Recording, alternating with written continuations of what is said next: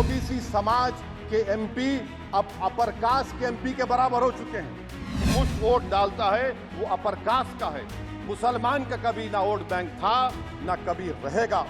6 मुसलमानों की mob lynching हुई।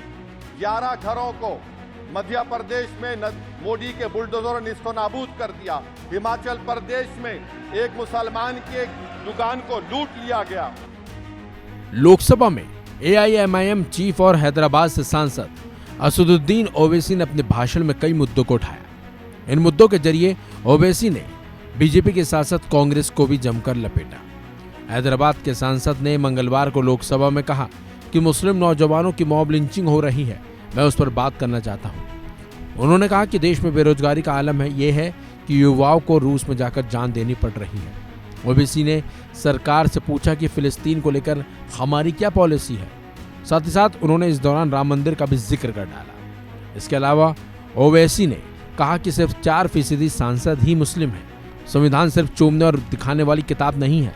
संविधान संस्थापकों ने लोकतंत्र को इस तरह की समझा कि देश को चलाने के लिए हर धर्म और समुदाय के लोगों को शामिल किया जाए, मगर सिर्फ 4% मुस्लिम सांसद जीतकर संसद आते हैं। इसके साथ साथ ओवैसी ने कहा कि सामाजिक इंसाफ है कि 14% मुसलमानों में से सिर्फ 4 मुसलमान जीत कर आते हैं। ओवैसी ने समाज के सांसद अब अगड़ों की बराबरी कर चुके हैं।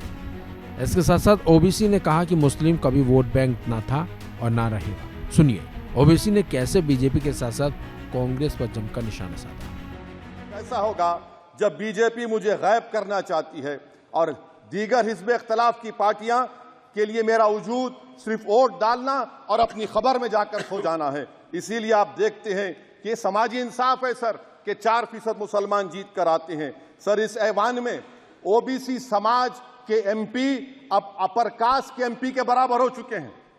ओबीसी समाज के एमपी अब अपर कास्ट एमपी के बराबर हो चुके हैं और 14% मुसलमान सिर्फ 4% जीत कर आते हैं। CSDS का डेटा यह बताता है कि इस मुल्क में जो वोट बैंक है, जो एक मुश्त वोट डालता है वो अपर कास्ट का है। मुसलमान का कभी ना वोट बैंक था ना कभी रहेगा।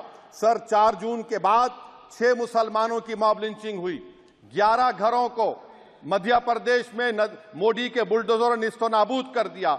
हिमाचल प्रदेश में एक मुसलमान की एक दुकान को लूट लिया गया और हिज़्ब इख्तिलाफ की पार्टियों की तरफ से सन्नाटा है।